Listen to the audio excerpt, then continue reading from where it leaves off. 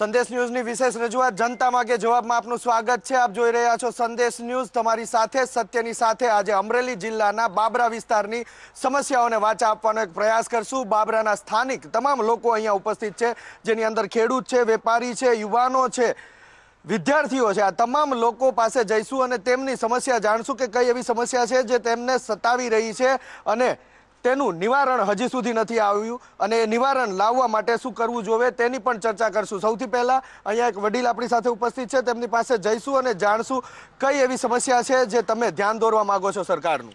બાબરા તાલુકાના શહેરના પ્રશ્ન અંગે આપણે ચર્ચા થઈ। બાબરા પ્રોપરમાં વર્ષોથી સિવિલ હોસ્પિટલ છે, એમાં મહેકમ મુજબ 50% ડૉક્ટર નથી। જો એમાં 50% ભરાય ને તો લોકો માટે આરોગ્ય માટે સારું। જેની ક્ષમતા હોય, જેના અધિકાર હોય એ ભરવાની કાર્યવાહી કરે।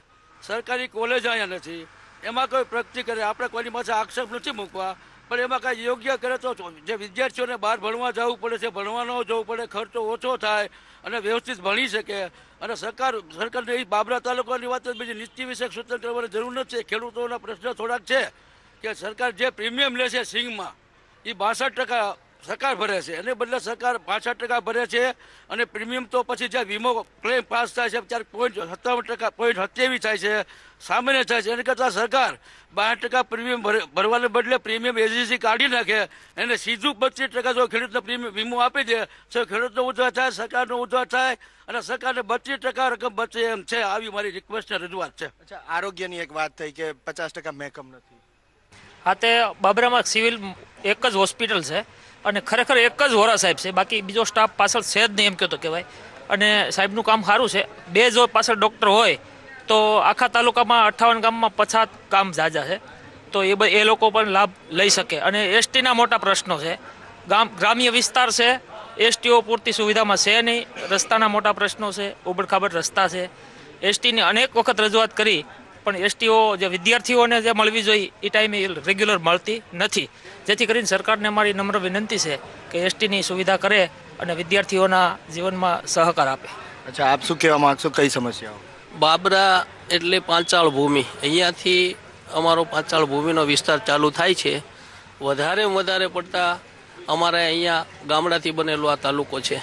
50% આઝાદી કાળથી અત્યાર સુધીમાં કોઈ પણ સરકારની એવી યોજના નથી આવી કે નાના માણસને ઉપયોગ થઈ શકે।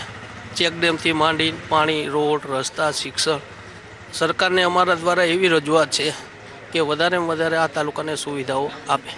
અચ્છા કાકા, આપ શું કહેશો, કઈ સમસ્યા અહીંના લોકોને સતાવે? લાઇટની સમસ્યા છે। લાઇટમાં જે વીજ બિલ સરકાર આપે છે એના યુનિટના રેશિયા પ્રમાણે ભાવ હોય, એમાં 2 મહિના કરતાં 1 મહિને લાઇટ બિલ આપે તો લોકોને ઓછું બિલ આવે, એની સુવિધા મળી રહે અને ખર્ચો ઓછો થાય।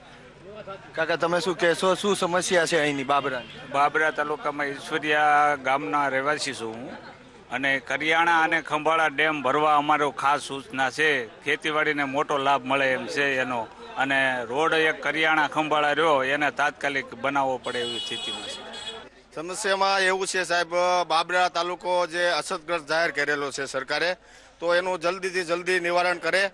ત્યાર પછી જે બાબરા માર્કેટિંગ યાર્ડ જે છે અત્યારે પારદર્શક વહીવટનો સારામાં સારો વહીવટ છે અને ખેડૂતો ખૂબ સારો કપાસ લઈને પણ આવે છે અને બીજી જણસી પણ લઈને આવે છે, બરાબર છે।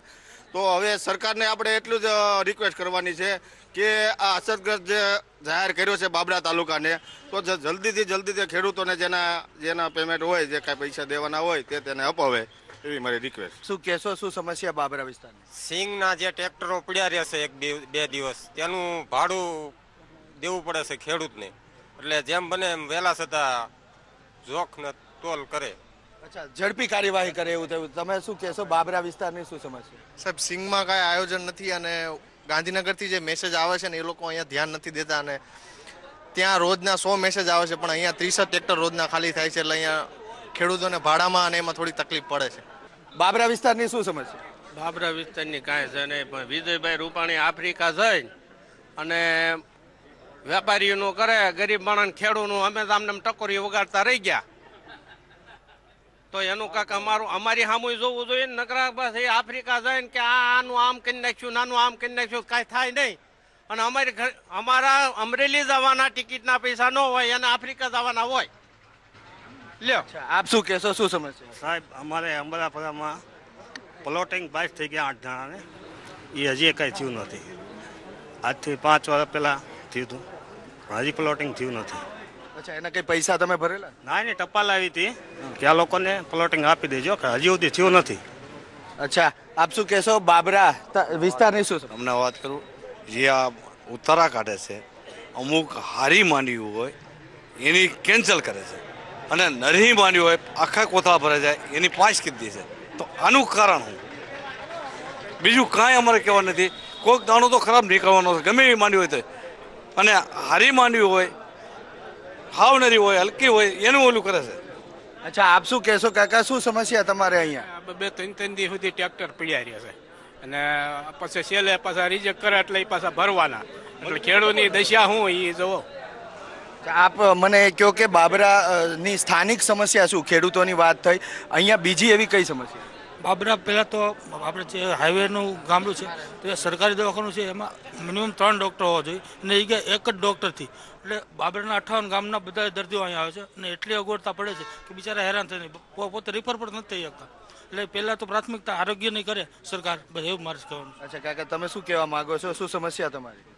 ખેડૂતના દીકરા તરીકે હું એક એટલું કહે જરૂર કે ટેકાના ભાવે જે આ મગફળીની ખરીદી હાલે છે એની અંદર જે હામટા ટ્રેક્ટરો એક હારે બોલાવી અને 48 કલાક 3 દિવસ જે ટ્રેક્ટર પડ્યા રહે છે, જો ખેડૂતનું ઘરનું ટ્રેક્ટર છે એને તો કોઈ તકલીફ નથી પડવાની, પણ જો વ્યક્તિ ભાડે લઈને આવેલો છે તો એના માટે મુશ્કેલી એવડી છે, ટ્રેક્ટરવાળા પડ્યું ભાડું પણ લે અને અંતે જો કદાચ નમૂનો પાસ ન થયો અને પાછી ભરવાની થાય તોય ખેડૂતને મોટામાં મોટી તકલીફ એ છે કે આની પહેલાં તો વ્યવસ્થા નથી પૂરી. તમે રોજ જેટલી ખરીદી કરો છો એટલા જ ખેડૂતને બોલાવો. બીજી વસ્તુ એ છે કે જેટલું તોળાન થઈ ગયું એ પોતા સાંજે ઉપડી જવા જોઈએ રાતના. આજ બપોરે 1 વાગ્યા લગી હજી એનો તોલ પણ નથી શરૂ થતો. મેન વસ્તુ એવડી છે, આખો દિવસ ખેડૂત અહીં કણા હેરાન થાય 3 દિવસ, અને હાવ ગોકળ ગાય ગતિ કામ હાલે છે. એટલે મારી નમ્ર વિનંતી છે, જો ખરીદવાના હોય સાચી દાનતથી તો ખેડૂતને ન્યાય આપો. અચ્છા, આપ શું કહેવા માંગશો, શું સમસ્યા? બાબરા તાલુકો ગ્રામીણ ક્ષેત્રનો તાલુકો છે. ગ્રામીણ ક્ષેત્રની અનેક સમસ્યાઓ છે, જેમાં પાણી, રોડ વ્યવસ્થા ઘણી બાકી છે. સરકારને વિનંતી કરું છું આ બધું કરવા માટે થોડીક મહેનત કરે તો સારું છે. અચ્છા, રોડ રસ્તા કેવા છે? ગામડાના રસ્તા બધા ખરાબ જ છે. હાઈવેનો રસ્તો સારો હોય તો ગામડાના રસ્તા બધા તૂટી ગયા છે, ક્યાંય ધ્યાન સરકાર આપતી નથી, બરાબર. અને જિલ્લા તાલુકામાં હાથ કાપી નાખવામાં આવ્યા છે, એટલે એ લોકો કંઈ કરી શકતા નથી. અચ્છા, આપ શું કહેવા માંગશો, શું સમસ્યા તમારી અહીંયા બાબરા તાલુકા? કે જે ખેડૂતની સ્થિતિ આ ખરીદી કરી લે છે મગફળીની, એને ટાઈમસર બિલ ચૂકવાય અને એ ભાઈએ જે કીધું એ બધા વસ્તુઓમાં ધ્યાન આપે એવી અમારી રજૂઆત છે. આપ શું કહેશો, કઈ સમસ્યા એવી છે કે જેનું નિવારણ લાવવું જ જોઈએ? એક વેપારી તરીકે હું તમને રજૂઆત કરું, સરકારને મારી વિનંતી છે કે આ બાબરા વિસ્તારની તાલુકા વિસ્તાર છે, અહીંયા જે ખેડૂતની જણસીનો વેપાર થાય છે એમાં સરકાર એવો આગ્રહ રાખે છે કે દરેક વસ્તુ ચેકથી થાય, પણ અહીંયા મેક્સિમમ લોકો અભણ છે. તો જ્યારે એ લોકોને બેંકનો વહીવટ કરતા ન હોય તો અમારે વેપારીઓને ના છૂટકે કેશથી આ નાણાકીય વહીવટ કરવો પડે છે. તો સરકારની વિનંતી છે કે એના માટે થોડીક બાંધછોડ કરે. પ્લસ જીએસટીના પણ અનેક પ્રશ્નો છે. જીએસટીનું અમારા હિસાબે અમારે વેપાર ધંધામાં મોટી અસર થઈ છે. આજે લોકો નબળા વરસ અને જીએસટીના મારથી એટલા પરેશાન છે, તો સરકારે પણ આ જીએસટીના અમલવારીમાં થોડીક બાંધછોડ કરવાની છૂટ છે.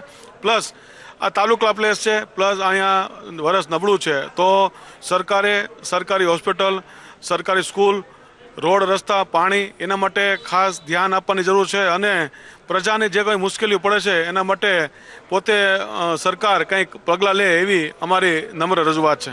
અચ્છા, બાબરા વિસ્તારની શું સમસ્યા, તમે શું માનો છો? બાબરા વિસ્તારની સમસ્યા તો ઘણી છે, પણ મારો પ્રશ્ન અલગ જ છે. મારો પ્રશ્ન એવો છે કે ખરેખર રાજ્યના જે મુખ્યમંત્રી છે એ ખરેખર ખેડૂતનો દીકરો હોવો જોઈએ, તો એને ખેડૂતોની વ્યથાની ખબર પડે કે ખેડૂતોને શું તકલીફ થાય છે. પણ એને ખરેખર ખબર ન પડે ખેડૂતોને કેટલીક તકલીફ પડે, પાણી કેમ વળાય, હાથી કેમ હાલે, દવા કેમ છટાય, એને ખબર નથી કેટલી દવા મોંઘી આવે છે, એ કોઈ વસ્તુ જાણતા નથી. ખરેખર મુખ્યમંત્રી એવો હોવો જોઈએ કે ખરેખર એને ખેતી કરેલી હોવી જોઈએ, એની પાસે હાથબારના દાખલા હોવા જોઈએ, ખરેખર એ ખેતી એને ભવિષ્યમાં ખેતી કરી હોય એવો જ મુખ્યમંત્રી હોવો જોઈએ. આ મારી રજૂઆત સરકાર સુધી તમે પહોંચાડો. બાબરા તાલુકાની ચર્ચા ચાલી રહી છે, ચર્ચા આગળ પણ ચલાવશું. અત્યારે રોકાઈએ એક બ્રેક માટે.